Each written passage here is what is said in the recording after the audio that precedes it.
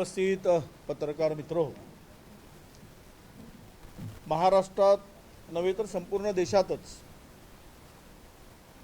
ज्या जुमलेबाज आणि ज्यांचा रेकॉर्ड खोटं बोलण्यामध्ये गिनीज बुक ऑफ वर्ल्डमध्ये नोंदल्या जाईल अशा प्रकारची पार्टी यांच्याकडून महिला आरक्षण बिलाच्या संदर्भात जो अपप्रचार सुरू आहे, ज्या 131व्या घटना दुरुस्तीला जे 17 एप्रिलला हे बिल मांडलं गेलं आणि त्यानंतर महिलांचे आंदोलन भाजपा करते आहे। मुख्यमंत्री रोज प्रेस पुढे जाऊन काँग्रेसला महिला विरोधी ठरवते आहे। देशाचे पंतप्रधान नरेंद्र मोदीजी यांनी जी प्रेस घेतली ते पंतप्रधान म्हणून होती की प्रचारक म्हणून होती, हे संपूर्ण देशाने बघितलं आहे। खरं तर 106वी जी घटना दुरुस्ती झाली 2023 मध्ये, त्यामध्ये महिला आरक्षण हे 33% एकमताने मंजूर झालेलं होतं आणि एकमताने पारित झालेलं हे आरक्षण खरं तर त्यावेळेस काँग्रेसनी मागणी केली होती की 2024च्या लोकसभेमध्ये आणि होणाऱ्या विधानसभेमध्ये हे आरक्षण लागू करावं। पण जिनकी नियत में खोट आहे त्यांनी बिल पारित केलं एकमताने 106वी घटना दुरुस्ती करून 2023 मध्ये आणि लागू करण्याची घोषणा केली 2029 मध्ये। यामागचं षडयंत्र, कट, कारस्थान हे संपूर्ण त्यावेळेस चर्चेचा विषय होता की बिल जर एवढा लवकर पारित का केलं, लागूच करायचं नव्हतं, 2029 मध्ये लागू करायचं होतं। तर त्यामध्ये त्यावेळेस खूप टीका झाली आणि यांच्या मागचा कुटील डाव जो होता, जे काही कारस्थान होतं, ते 17 तारखेला 131व्या घटना दुरुस्तीचं बिल आलं, विधेयक आलं, त्यावेळेस ते सगळ्यांच्या पुढे ओपन झालं। मुळात प्रश्न असा येतो की नारी आरक्षण, नारी वंदन, आपलं नारी शक्ती वंदन असं त्याला नाव दिलं गेलं। ज्यावेळेस हे बिल मंजूर झालं, विधेयक मंजूर झालं 23 मध्ये, त्यावेळेस हा शब्दाचा प्रयोग त्या ठिकाणी नव्हता, त्या बिलात उल्लेख पण नव्हता आणि त्यावेळेस ते महिलांचं आरक्षण होतं 33%, तो विषय संपला। परंतु 131व्या घटना दुरुस्तीमध्ये जे विधेयक आणलं गेलं त्यामध्ये तर मुळात नारी शक्ती वंदन नावाचा उल्लेखच नाही। तो उल्लेख केवळ शब्दांनी केलाय की 33% आरक्षण लागू करण्यासाठी महिलांसाठी त्या विधेयकामध्ये वरची एक लाईन सोडली तर खाली संपूर्ण परिसीमन, डिलिमिटेशन असं त्यामध्ये हेतू होता आणि काँग्रेसची भूमिका ही स्पष्ट होती की तुम्ही आहे त्याच परिस्थितीमध्ये म्हणजे लोकसभेमध्ये असलेलं संख्याबळ किंवा विधानसभेमध्ये असलेलं संख्याबळ हे प्रादेशिक समतोल, उत्तर, दक्षिण, पूर्व, पश्चिम या सगळ्या राज्यांना हे समान त्यांना अधिकार किंवा समान हक्क मिळावा, हा त्यामागचा उद्देश होता। आणि आज मात्र ह्यामध्ये गिरा तो भी टांग ऊपर, मैं करे सो कायदा किंवा त्यामागची त्यांची भूमिका, जो हेतू होता, त्यांना माहीत होतं की हे विधेयक या ठिकाणी मंजूर होणार नाही, घटना दुरुस्ती, कारण 2/3 मेजॉरिटी नाही आणि म्हणून या घटना दुरुस्तीच्या विधेयकाच्या आड परिसीमन करून, संख्या वाढवून यामध्ये या मतदारसंघाची तोडफोड करून 2011च्या जनगणनेचा आधार घेऊन खरं तर कुठलीही डिलिमिटेशन कुठलाही करायचं असेल तर तो पहिल्यांदा जनगणना करून नंतर ते डिलिमिटेशन करायला पाहिजे. पण त्यामध्ये 2011ची लोकसंख्या गृहीत धरून हे बिल आणलं गेलं.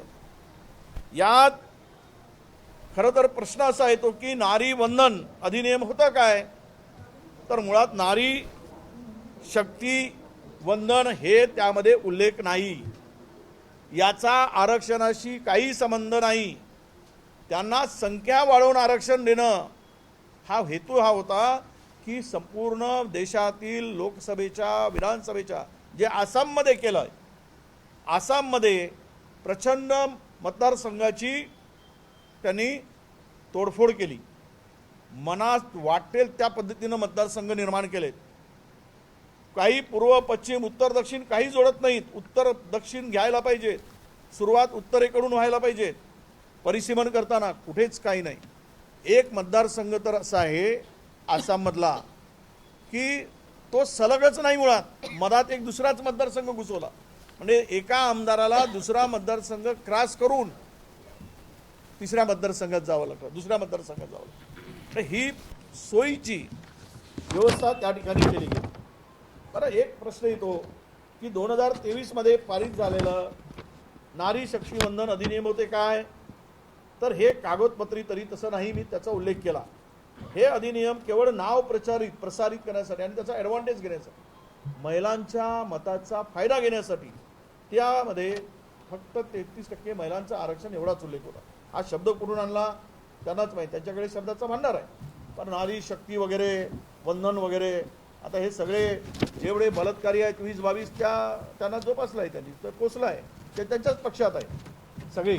त्यामुळं त्यावर नारीच्या संदर्भात जेवढी भाजप शासित राज्य आहेत त्या भाजप शासित राज्यामध्ये सर्वाधिक महिलावर अत्याचारांच्या घटना, हे आम्ही म्हणत नाही, सरकारी आकडे सांगतात.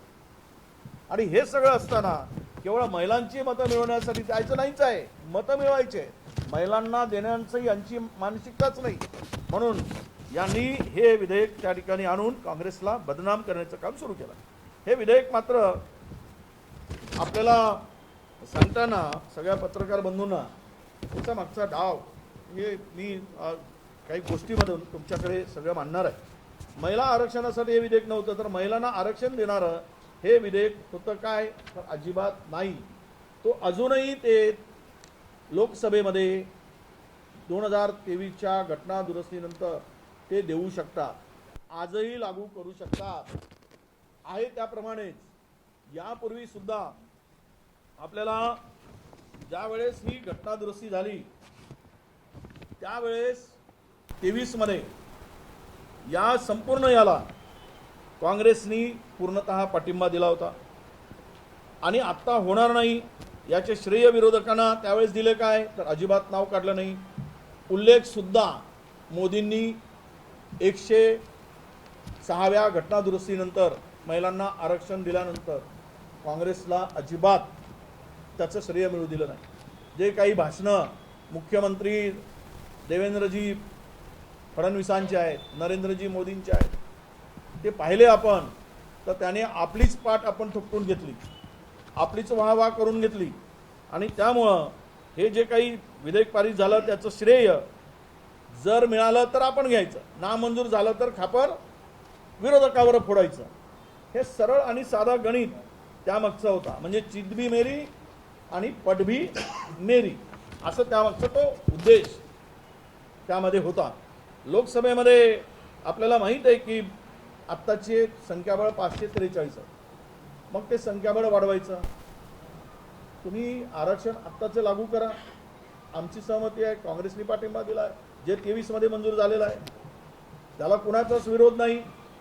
ते लागू करता येत नाही, तुमची नियत नाही. कारण ज्यावेळेस महिलांच्या स्थानिक स्वराज्य संस्थांच्या निवडणुकामध्ये राजीवजींनी ज्यावेळेस बिल आणलं, ते बिलाला विरोध कोणी केला? भाजपनी केला. त्याला विरोध भाजपचा होता, होऊ दिला नाही. कारण त्यावेळेस 2/3 मेजॉरिटी आमची नव्हती. मग ते का करू दिलं नाही महिलांना आरक्षण? 33% आरक्षण देण्याचा मुद्दा होता त्यावेळेस. मग नरसिंहरावचं सरकार आलं, तेही काँग्रेसचंच होतं, त्यांनी ते बिल मंजूर केलं. म्हणजे महिलांना आरक्षण कोणी दिलं? तर काँग्रेसने दिलं. यांचा काय संबंध आहे? यांनी विरोध केला. काल अर्धवट पंतप्रधान बोलले नरेंद्र मोदी पार्लमेंटमध्ये, ते अर्धवट बोलले. यापूर्वी सुद्धा याचा विरोध केला गेला. अरे करणारे तुम्हीच आणि सांगणारे तुम्हीच. खरं तर यामध्ये या डिलिमिटेशनला विरोध करण्याचं प्रमुख कारण काय? तर यामध्ये जनगणनेनंतर किंवा जनगणनेचे अंतिम निष्कर्ष प्राप्त झाल्यानंतर डिलिमिटेशनची प्रक्रिया आपली सुरू केली जाते. हे मी यापूर्वी तुम्हाला सांगितलं. म्हणजे अटल बिहारी वाजपेयीचं सरकार होतं. 2002 मध्ये ज्या काही मतदारसंघाची फेररचना विधेयक सादर करण्यात आलं होतं, त्यावेळेस दक्षिणेकडील राज्यावर अन्याय होतो, त्यामुळे त्याला विरोध झाला. ती खूप मोठी चर्चा झाली. आणि कायमचा उत्तरेकडील राज्याचं वर्चस्व सत्तेमध्ये सर्वोच्च पदावर कायमचं असू नये. नेहमी सत्ता ही दक्षिण उत्तर पूर्व हे सगळीकडे बॅलन्स ठेवून त्यांनाही त्या ठिकाणी सहभाग मिळाला पाहिजे. म्हणून दक्षिणेकडचे अनेक पंतप्रधान आपण पाहिले, देवगौडा पाहिले असतील किंवा नरसिंहराव पाहिले असतील, तर ते समतोल, प्रादेशिक समतोल आपण या देशामध्ये काँग्रेसनी साधला होता. आणि यामुळंच हे संपूर्ण लोकसंख्येवर दक्षिणेने कंट्रोल ठेवला, कारण लोकसंख्या कमी आहे. आणि अशा स्थितीत दक्षिणेवर फार मोठा अन्याय झाला असता. त्यामध्ये दक्षिणेतील राज्यामध्ये 20% म्हणजे 24% 20.9% ही संख्या कमी झाली असती. आणि उत्तरेमध्ये ही संख्या वाढून 38 साधारणतः ही संख्या 41 गेली असती. म्हणजे 20.3 वरून 24.3 हे दक्षिणेकडे आणि 38% 41% ही उत्तरेकडे. म्हणजे एवढा मोठा जर कायमची सत्ता ही उत्तरेकडे असती, उद्याच्या देशाच्या राजकारणाच्या भूमिकेतून जर आपण बघितलं तर, म्हणून हा संपूर्ण मुद्दा काँग्रेसने लावून धरला होता की जेवढी आत्ता 543 संख्या आहे त्याच संख्येवर आत्ताचं डिलिमिटेशन करा आणि आरक्षण पण त्याच संख्येवर द्या. मतदारसंघ तोडफोड करून सोयीचं आणि संख्या वाढवून तुम्ही ते करू नका, ही काँग्रेसची भूमिका होती. एकतर देशात हे बिल कधी आणलं गेलं? बरोबर 5 राज्याच्या निवडणुका सुरू आहे, आचारसंहिता सुरू आहे. आणि आचारसंहिता सुरू असताना हे बिल आणलं गेलं. यामागचा उद्देश काय? तर त्या राज्यावर खरं तर आचारसंहिता असताना आणायलाच नको घाईघाईनी. विशेष अधिवेशन बोलवण्याची गरजच नव्हती. त्याला सुद्धा काँग्रेसने विरोध केला होता, राहुलजींनी विरोध केला होता. ते म्हणाले की यातून आपण पुढे हे सगळं संपल्यानंतर चर्चा करा. हे विधेयक आणलं त्यावेळेस विरोधकांच्या हातात पहिल्या दिवशी दिलं संध्याकाळी, ते वाचायला सुद्धा दिला नाही, एवढी गुप्तता पाळल्या गेली. पूर्वी हे विधेयक मांडण्याच्या पूर्वी सगळीकडे प्रचार मानला गेला, मोदी कुछ बहुत बड़ा काम करने वाले. नरेंद्र मोदी सरकारवर जे घाणेरडे आरोप होत आहेत, या सरकारची पद गेलेली आहे, या सरकारला रोज शिव्या खावे लागतंय, हे सरकार महिलांची सुरक्षा करू शकत नाही, यावर शिक्कामोर्तब झालेला आहे. आणि यांची घसरलेली पद सावरण्यासाठी महिलांचा मुद्दा पुढे करून डिलिमिटेशनच्या नावाखाली महिलांचं मत घेऊन पुन्हा बिघडलेली घडी दुरुस्त करण्याचं काम या विधेयकाच्या माध्यमातून सरकारचं दिसत आहे. खरं तर ही एवढ्या घाईघाईनं घटना दुरुस्तीचं विधेयक कोणाला आणणारच नको होतं, पण ते आणलं गेलं. म्हणजे आता हा प्रश्न येतो की 17 एप्रिलला घटना दुरुस्ती विधेयक फेटाळण्यात आल्यानंतर महिलांना आरक्षण मिळणार की नाही? तर मिळणार, कारण ते बिल 2023 मध्ये मंजूर झालेलं आहे, ते कायम आहे. 106वी घटना दुरुस्ती झाली आहे, बहुमताने नाही एकमताने झाली आहे. त्यामुळं ते असताना तुम्हाला 33% आरक्षण लागू करण्यापासून कोण रोखणार? पण ते रोखू शकत नाही, ते मंजूर झालेलं आहे. आणि यामधून कारण यांना 33% आरक्षण महिलांचं लागू करायचंच नव्हतं. हे महिला विरोधी आहे. RSSचे प्रमुख कधी महिला झाली? होऊ शकतात. देशाच्या भारतीय जनता पक्षाने कधी महिला अध्यक्ष केलाय? काँग्रेसवर आरोप करतायत काँग्रेसने महिलावर अन्याय केला. जे काही दिलं ते काँग्रेसने दिलं. लोकसभेच्या स्पीकर पासून तर देशाच्या सर्वोच्च पदापर्यंत. आणि यामुळं आणि हे गॅजेट नोटिफिकेशन झालं आहे 2023चं, म्हणजे राष्ट्रपतीची सही सुद्धा झालेली आहे. मनीष तिवारींनी सांगितलं 16 तारखेला त्या दिवशी. म्हणजे हे बिल जे आहे, तुम्हाला सगळ्यांना पत्रकारांना सांगतोय, हे 2023चं हे गॅजेट नोटिफिकेशन निघालं आहे. राष्ट्रपतीची सही झाल्याशिवाय निघू शकत नाही. म्हणजे ते कायम आहे. अरे यांच्या नियतीत खोट आहे. ही नियत यांची बेमानीची आहे. महिलांना जे मनुस्मृतीला मानणारी आहेत, ते महिलांना दुय्यम स्थानी मानणारी वैचारिक यांची ही लेवल आहे. यांची जे वैचारिक पातळी आहे किंवा ते मातृसंघ जो ज्यांचा आहे, तो कधी महिलांना प्रथम स्थानी मानतो, तो दुय्यम स्थानीच मानतो. मनुस्मृती मानणारी ही मंडळी, त्या विचाराची ही मंडळी आज सत्तेमध्ये बसली. हे काय सांगणार आम्हाला की महिलांना कुठल्या स्थानावर पोहोचवायचं आणि काय न्याय द्यायचा? म्हणून हे बिल मंजूर झाल्यानंतर त्यांची द्यायची नियत नव्हती. त्यासाठी हे 31वी घटना दुरुस्ती त्यांनी पुढे आणली. आणि दुरुस्तीच्या आड स्वतःचं पाप लपवण्याचं काम या ठिकाणी झालेलं आहे. भाजपला जर 2011च्या जनगणनेनुसार डिलिमिटेशन करण्याची भाषा बोलत आहे, तर मग 2023ची जी काही आकडेवारी उपलब्ध आहे, होती ना, आहेच, तेव्हा का नाही हे 2011च्या आधारावर महिला मतदारसंघाची फेररचना करू शकले? जे त्यावेळेस अटल बिहारी वाजपेयींच्या काळात झालं, जे डिलिमिटेशन झालं, ते आता करू शकले असते. त्याला आधार आहे त्या 2000 जनगणनेचा, आणि तेवढीच मतदारसंघ ठेवून करता आली असती. परंतु त्यांना यामागे प्रचंड त्यांची कावेबाज आणि धूर्त नीती आहे, हे आता लपून राहिलेलं नाही. म्हणून आपल्याला या ठिकाणी हे बिल आणत असताना केवळ महिलांना आरक्षण देण्याचा उद्देश हे विधेयक आणताना नव्हता. त्यांना या देशातील दलित, आदिवासी, ओबीसी यावर त्यांना महिलांच्या संदर्भात त्यांचं काही देणं घेणं नाही. जर तसं असतं तर या घटना दुरुस्तीमध्ये ओबीसीच्या आरक्षणाचा, SC STच्या आरक्षणाचा कोटा ठरवून ते रिझर्वेशन बिल आणलं असतं. म्हणजे महिलांना आरक्षण द्यायचं आहे, मग ओबीसी महिलांनी काय केलं? SC ST महिलांनी काय केलं? त्यामध्ये का समावेश नाही? तुम्ही कोणासाठी सरकार चालवत आहे या देशामध्ये? हे सर्व मागासवर्गीयांना गुरी धरून, वेटरी धरून मागासवर्गीय अन्याय करणारं हे सरकारची यामागची मंशा आहे. हे आता स्पष्ट झालेलं आहे. आणि म्हणून आपल्या सगळ्यांना माझी विनंती आहे, देवेंद्रजी सांगतात की आम्ही खुली चर्चा करायसाठी तयार आहोत. आमच्या खासदारांनी त्यांना आव्हान दिलं, त्यावेळेस सांगतात की समकक्ष पाहिजेत. ना काय प्रकार आहे? समकक्ष पाहिजे म्हणजे पंतप्रधान मुख्यमंत्र्यांना जोडीचा मुख्यमंत्री असं पाहिजे.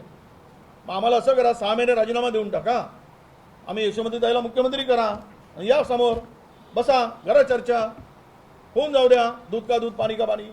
एकीकडे सांगायचं, चॅलेंज करायचं, आणि दुसरीकडे मात्र त्यातून पळ काढायचा. हे सगळी भूमिका आता महाराष्ट्रातील जनता बघते आहे. आणि यामुळे मी आपल्यापुढे हे भाजपचा असली चेहरा हा काय आहे, तर हे असली चेहरा महिलांना आरक्षण देण्याचा नाही, परंतु महिलांचं मत घेऊन काँग्रेसला बदनाम करण्याचं हे षडयंत्र आहे, हे आता स्पष्ट झालेलं आहे. आणि त्यातूनच हे जे काही आंदोलन कालपासून म्हणजे 4 दिवस झाले, राहुल गांधींना बोलणं, ते जायंट लायर आहे, काय बोलतात? राहुल गांधींना बोलतात, मुख्यमंत्र्यांनी बोलले. अरे तुमची विचारधारा जायंट किलरची आहे, तुम्ही ते बोलणार? तुमचा तो विचार आहे, ते आम्हाला दिसते. ज्यांची विचारधारा जायंट किलरची आहे त्यांनी राहुल गांधीवर टीका करायची. तर हे सगळं जे बघताना या पक्षात भारतीय जनता पक्षामध्ये जे मी सविस्तर सांगत नाही, काँग्रेसच्या कोण कोण काय होत्या सगळ्यांना माहीत आहे, इतिहास पुढे आहे. पंतप्रधान कोण होत्या, काँग्रेसचे अध्यक्ष कोण कोण महिला होऊन गेलेत, राष्ट्रपती महिला कोणी प्रथम दिल्या, लोकसभेत पंतप्रधान कोणी दिलेत, स्पीकर कोणी दिलेत, राज्यपाल कोणी केलंय पहिला महिलांना, हे काही लपून राहिलं नाही. आरक्षण कोणी दिलेत हेही लपून राहिलं नाही. महिलाच्या आरक्षणाला 33% लोकसभेमध्ये विधानसभेमध्ये देण्याची वेळ आली, त्यावेळेस विरोध करणारे कोण होते हेही लपून राहिलं नाही. म्हणून या भारतीय जनता पक्षाच्या या सगळ्या जे बदनाम करायचं काँग्रेसला षडयंत्र आहे ते अत्यंत चुकीचं आहे.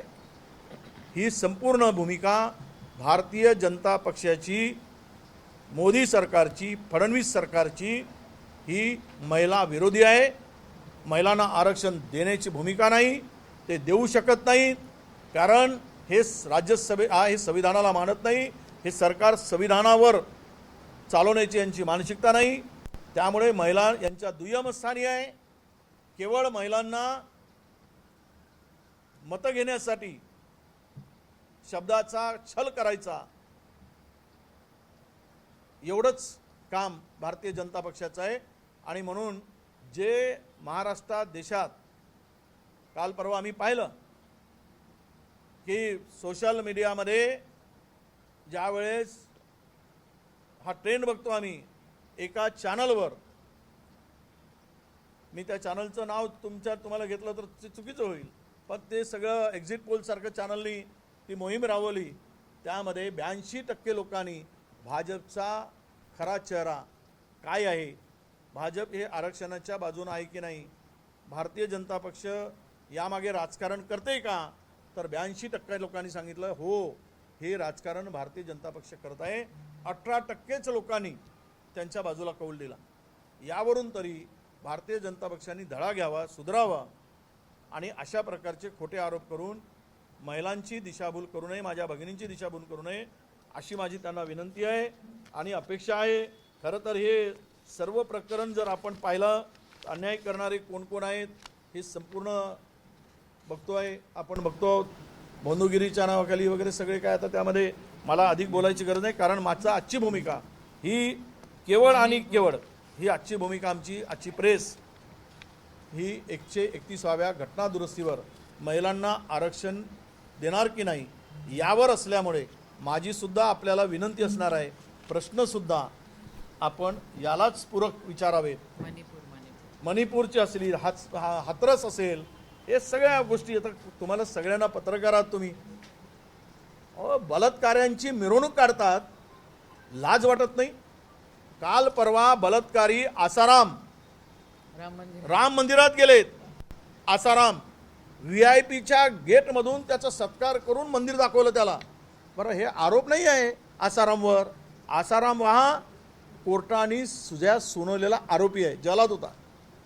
आणि अशा आरोपीला घेऊन तुम्ही राम मंदिराच्या पवित्र परिसरात बलात्काराला फिरवताय. ही तुमची मानसिकता, विकृत मानसिकता ही तुमची दिसते आहे. त्यामुळं तुम्ही आम्हाला ज्ञान पाजळू शकत नाही, सांगू शकत नाही. तुमची नियत हे देशातील लोकांना माहीत झालेली आहे, तुमची भूमिका माहीत झाली आहे. त्यामुळे मी यावर अधिक बोलण्यापेक्षा पत्रकार महोदयांना माझी विनंती आहे की आपण यालाच पूरक प्रश्न विचारावेत. एक मिनिट, प्रश्न यांचे होऊन जाऊ द्या. वडेट्टीवारांनी जो विषय मांडला त्याच्यात फक्त एलॉबरेट करतो की हे जर बिल पास झालं असतं तर 850 पैकी 623 मतदारसंघ उत्तर भारतातले असते, 623 संख्या आणि 191 फक्त दक्षिण भारतातले असते. एवढा मोठा फरक पडला असता तुम्ही विचार करू शकता. आणि हे जर बिल पास झालं असतं तर या बिलात सरकारला फक्त आयोगाची रचना करायचा आणि चेअरमन नेमण्याचा अधिकार होता, तो पहिले राष्ट्रपतीला होता, तो सरकारला मिळाला असता. म्हणजे सरकारने चेअरमन स्वतःचा नेमला असता, जसा त्यांनी निवडणूक आयोग ते सर्व अधिकार राष्ट्रपतीचे काढून स्वतः घेणार होते आणि मनमानी कारभार करून ते डिलिमिटेशन करणार होते. पाहिजे त्या पद्धतीनं मतदारसंघ करणार होते. महिलांच्या पदराच्या आड लपून हे यांना या देशातील लोकशाही संपवायची होती. संविधान संपवायचं होतं आणि मनमानी कारभार करून म्हणजे सत्तेमध्ये कायम राहायचं होतं. हे पाप उघडं पाडलं काँग्रेसनी, म्हणून हे तडफड करतायत. यांना पाण्याच्या बाहेर जसं मासा काढल्यानंतर तडफडतो तशी यांची तडफड त्यामुळे सुरू आहे. सत्तेच्या बाहेर जाऊ आम्ही, कारण जे पार्लमेंटमध्ये 2024मध्ये दिसलं, आजही 230वर आम्ही आहोत. 30-35 जागांची इकडे तिकडे झाली तरी सत्तेच्या खाली मोदी सरकार दिसणार नाही, नरेंद्र मोदी दिसणार नाहीत. म्हणून ही तळमळ त्यांची आहे, हे स्पष्ट झालेलं आहे. प्रश्न 621 कुठे आणि 191 पुढे निवडणुकी आपल्या हे बिल मांडण्याच्या आदल्या दिवशी त्यांनी लोकसभा नियम 66 लागू केला आणि जे वोटिंग पहिल्या बिलाला होते आपल्या महिला आरक्षणाला तेच खाली लागू केले, त्याच्यामुळे ते बिल आलेच नाही. हां बोला. शिवाजी पूर्वतः या पुस्तकाचे जे प्रकाशक आहेत प्रशांत आंबी यांना जीवमानाची धमकी दिलेली आहे. बुलढाण्याचे आमदार आहेत. नाही, पहिले आपण यावर बोलू. हा प्रश्न झाला की मग मी आपण बोलू. पहिले याच्यावर या. 48 से 47 48 है 72 72 होती ती. हाँ बढ़ेगी पर इनकी 600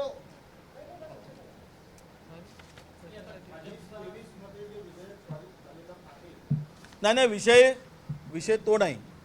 विषय महिलांच्या आरक्षणावरून रान पेटवलं जातं ना, हो तोच, त्यालाच त्याला.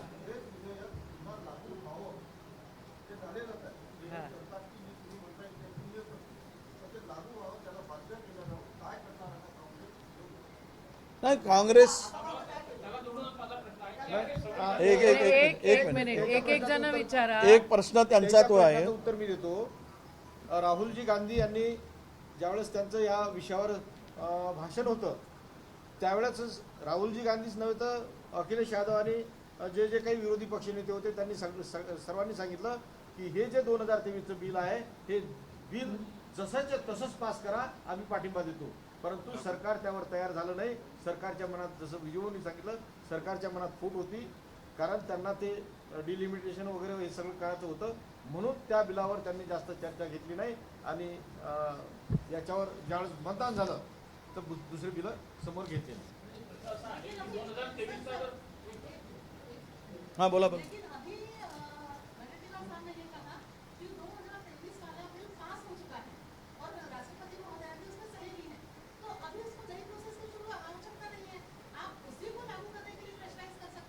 वही बात की है, मैंने वही बोल रहा मैं कि राहुल जी गांधी, अखिलेश जी यादव, उन्होंने ये बोला कि ये जो बिल है जो 2023 का वो अभी से लागू करो, पहले तो 2024 में ही लागू करो ये बोला था. तो नहीं काय बघा, दो बातें. एक मिनट. एक तो क्लियर है, ये नोटिफिकेशन निकल चुका है, मतलब ये संविधान में जो अमेंडमेंट थी हो चुकी है. अब अमेंडमेंट होने के बाद में वो कानून में रूपांतर होने के बाद इसको इम्प्लीमेंट करना ये सरकार की जिम्मेदारी होती है. विरोधी पक्ष की नहीं. ये विरोधी पक्ष नेता की नहीं है, सरकार की जिम्मेदारी है. हाँ, हम लोग सजेस्ट किया, राहुल जी ने तो बार बार बोला अभी से लागू करो. उस वक्त भी बोला था जब 2023 में ये विधेयक पारित हुआ था, तब भी बोला था कि इसको तुरंत लागू करो, 2024 में लागू करो. अरे 2023 में आप बिल लाते हो और 2029 की बात करते हो लागू करने की. इसमें तो सब कुछ छुपा हुआ है. मुंह में राम और बगल में छुरी, यही तो दिखता है. इनके मुंह में महिला थी पर उसके पीछे में उनकी मंशा अलग थी कि लागू ही नहीं करना. नहीं तो 23 में कोई बिल लागू करेगा, विधेयक पारित करवाएगा और 2029 तक कोई राह देखने की जरूरत पड़ेगी. ये क्लियर है.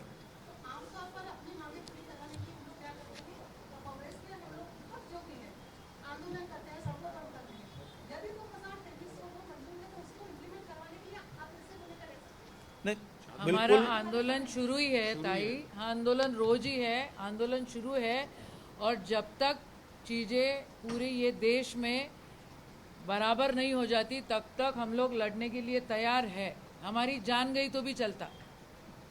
राहुल गांधी ने पूरी भारत जोड़ किस चीज के लिए किया? देश को इकट्ठा रखने के लिए, सही मायने में संविधान को संभालने के लिए.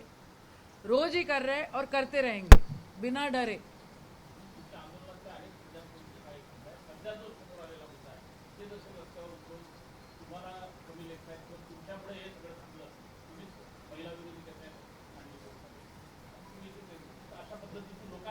नाही आम्ही दोनशे करूनच आम्ही ही माहिती आता लोकांपर्यंत ही वास्तविकता सत्यता पोचतो.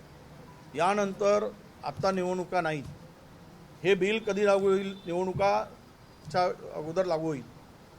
29मध्ये पार्लमेंटच्या निवडणुका आहेत, त्याच्या अगोदर या निवडणुका नाही आहे. पण हे बिल 2023 जे मंजूर झालेलं आहे, जे विधेयक मंजूर झालेलं आहे, ते इम्प्लिमेंट करा म्हणून काँग्रेस आंदोलन करेल. ते लागू करायसाठी काँग्रेस प्रेशर टाकेल आणि आपला दबाव तंत्र तयार करेल, हे मी या ठिकाणी स्पष्ट करतो.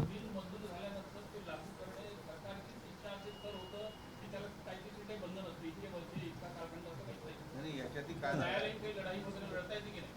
काय झालेलं आहे की बिल पास झालं 3 वर्षापर्यंत राष्ट्रपतीची सही झाल्यानंतर सुद्धा नोटिफिकेशन निघालं नाही. नोटिफिकेशन आदल्या दिवशी जेव्हा मनीष तिवारींनी, जे काँग्रेसचे लोकसभा खासदार आहे, त्यांनी जेव्हा लक्षात आणून दिलं की बा 3 वर्षापासून राष्ट्रपतीची सही झाली, अजून नोटिफिकेशन का नाही काढलं तुम्ही, तेव्हा नोटिफिकेशन काढलं. आता 17 तारखेच्या पहिले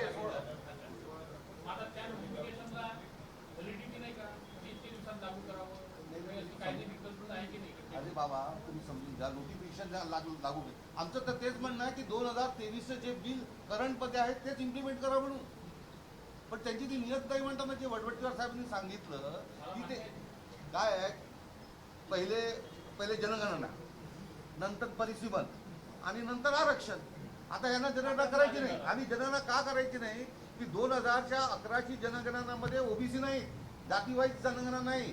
आता जर जनगणना केली तर जातीवाईज जनगणना करावं लागेल, ती त्यांना करायची नाही. म्हणून 2011ची जनगणना ते पकडून जाईल. आता 2011ची जनगणना जर आपल्याला रेडी आहे तर 2024च्या निवडणुकीमध्ये त्यांनी ती वापरायला पाहिजे होती की नाही, ती नाही वापरली. म्हणून पहिले जनगणना, नंतर परिसीमन आणि नंतर आरक्षण, याच्यामध्ये जनगणना गायब केली. परिसीमनच्या पहिले आरक्षण ते देऊ इच्छितात, मग परिसीमन करू इच्छितात. ही गडबड त्यांनी केलेली. आणि त्याच्यामध्येही हे अधिकार राष्ट्रपतीपासून काढून सरकारने स्वतःजवळ ठेवले. म्हणजे जसा निवडणूक आयुक्त त्यांनी स्वतःचा नेमला. पण याच्यात असं आहे की परिसीमन आयोगाने दिलेला जो निर्णय आहे तो हायकोर्टात चॅलेंज होत नाही, तो सुप्रीम कोर्टात चॅलेंज होत नाही. उद्या अमरावती शहर वर्धेला जोडलं समजा त्यांनी, की गाडगेनगर हे वर्धेला जोडलं, तरी कोर्टात काही करत नाही. आणि म्हणूनच ते इच्छुक होते. सगळे अधिकार स्वतःच्या हातात घेऊन मन वाटेल त्या पद्धतीनं ते राबवण्याची मंशा होती. ती त्याच्या मागचं कारस्थान होतं. झालं ना, झालं ना. आता झालं ना, बोललो ना, सगळंच झालं.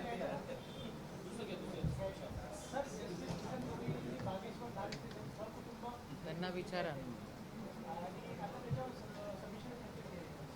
अच्छा, त्यांचा विषय येतो तर त्यांना मला वाटतं विचारा. की तुम्ही ते अमरावतीचेच आहेत. मी बोलण्यापेक्षा चंद्रपूरचा माणूस, अमरावतीवाल्यांनी काय सांगायचं ते त्यांचा ते वैयक्तिक अमरावती विषय आहे, त्यांना विचारा. विचारलं तर त्यांना विचारा. तुम्ही गवई साहेबांना विचारा का गेले होते. त्याच्या ज्या काही संमिश्र प्रतिक्रिया आहेत त्यावरून तुम्हालाही अंदाज आहे. त्यामुळं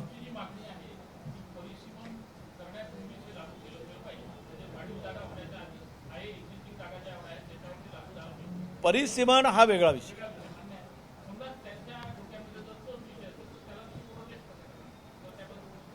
नाही, हे म्हणूनच विधेयक आणलं ना, आम्ही विरोध केला ना.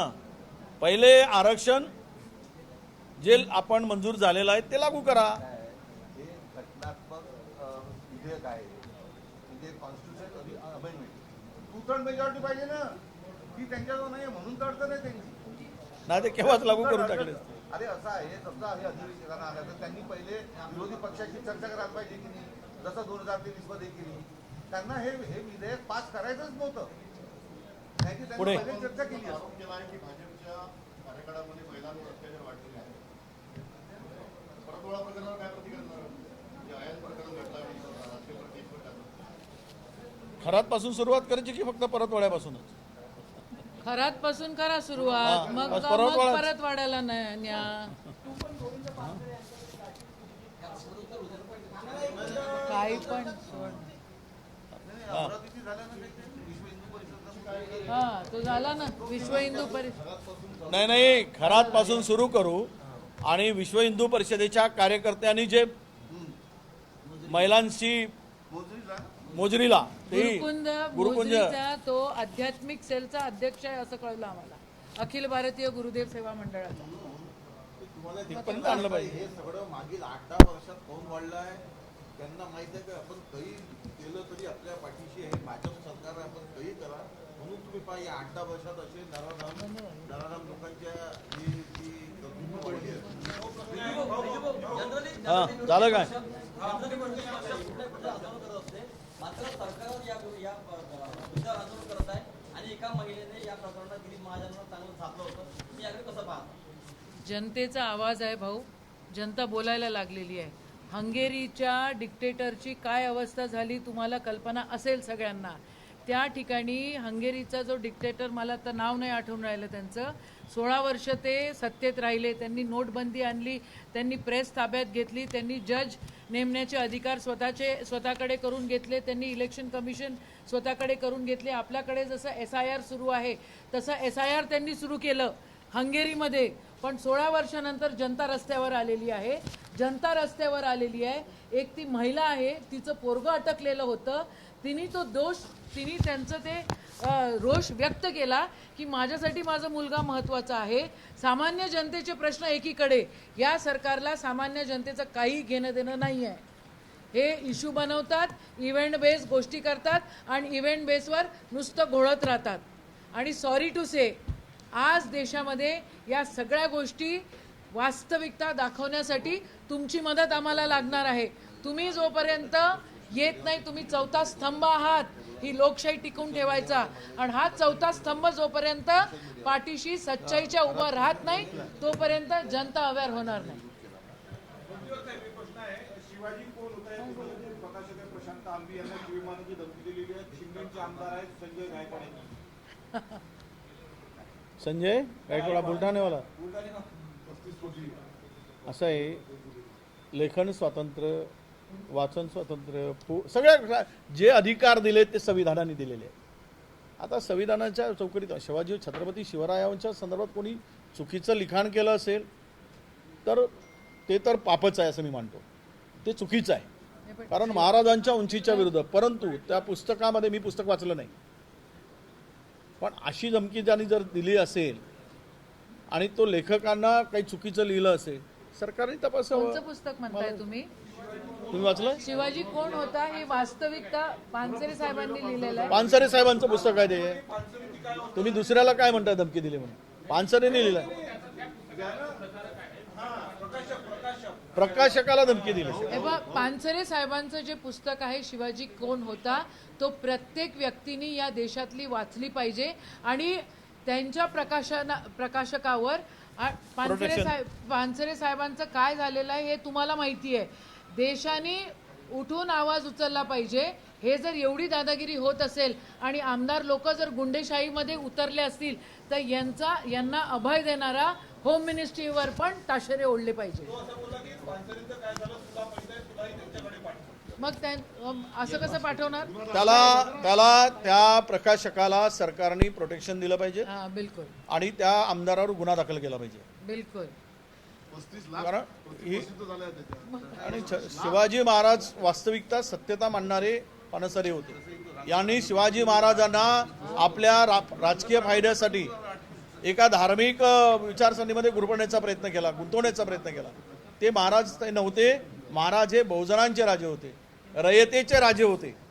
पण यांना त्यांचा हेतू साध्य करण्यासाठी त्यांनी ते जे चुकीचा इतिहास आहे, पानसरेंनी लिहिलेलं पुस्तक हे करेक्ट होतं, म्हणूनच आज त्यांना धमकी मिळते.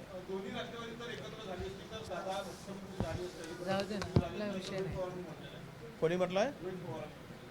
तो रोहित पवारांनाच विचारा कधी एकत्र करताय आणि करून घ्या म्हणा, आमचं त्यांना पाठिंबा आहे.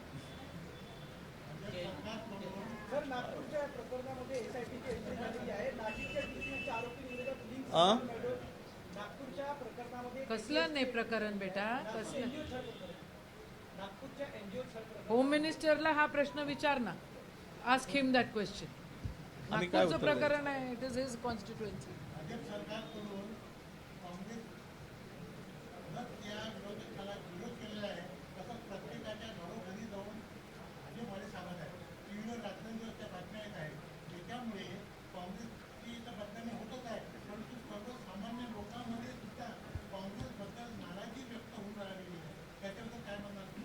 नाही, म्हणूनच तुम्हाला विनंती आहे की सत्य परिस्थिती लोकांच्या पुढे पोहोचवा. चॅनलवाल्यांना विनंती आहे. आम्ही उतरलेलो आहे भाऊ, आम्हाला तुमच्या सपोर्टची गरज आहे. आम्ही मैदानात उतरलेलो. तुम्ही सपोर्ट करा, आम्ही उतरू. आणि न्यूज 18 जे अंबानीचं चॅनल आहे न्यूज 18 लोकमत त्याच्या सर्व्हेमध्ये हाच प्रश्न विचारला की विरोधकांचा हा जो यांचं जे नरेटिव्ह आहे की आपल्या महिलांच्या आरक्षणाला काँग्रेस आणि इतर पक्षाचा विरोध आहे, हे खरं आहे का? 80% लोक 80% लोक त्याचं खरं नाही. आता तुम्ही बघा काय हे सांगितलं ना तुम्हाला. महाराष्ट्र चला पुढे आम्ही मामा, पुढे मामा, पुढे मामा. पुढे आम्ही सत्य लोकांपर्यंत पोहोचण्यासाठी अजून त्या ठिकाणी आक्रमकतेनं पोहोचव, पण तुमच्या सगळ्यांच्या मदतीशिवाय ते नाही होऊ शकत.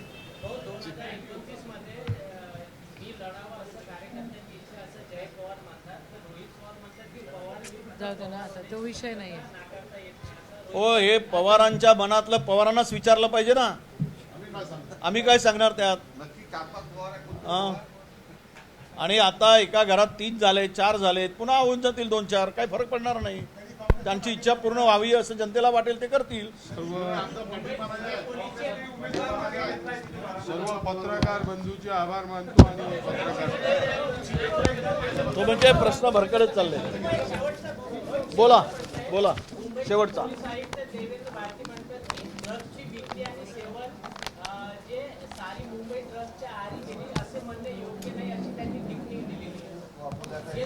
ते असं आहे. झॉम्बी ड्रग्ज घेतलेले लोक रस्त्यावर दिसतात आहे. होम मिनिस्ट्रीनी त्याच्याकडे डोळे उघडून बघायला पाहिजे, मग म्हणायला पाहिजे. नाही, असं आहे. देवेंद्र भारती अर्धसत्य बोलतायत. ते होम मिनिस्टरीचं जे पाप आहे किंवा ते त्यांची निष्क्रियता आहे, त्यांचा अपयश आहे, ते झाकण्याचा प्रयत्न करतायत.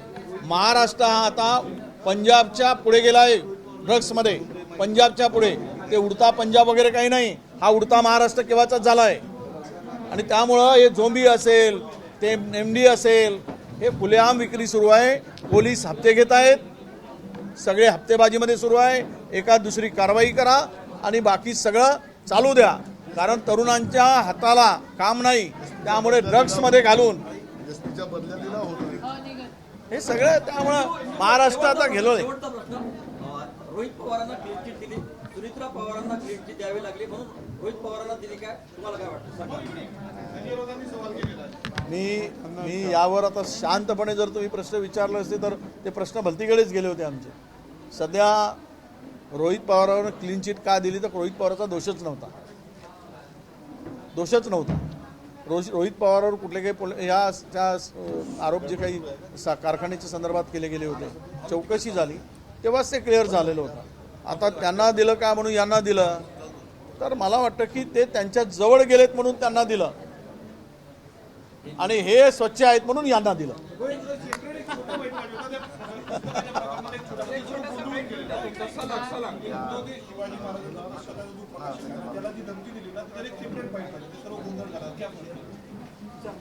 नाही, शिवाजी महाराजांचा संजीव आहे ना, संजीव.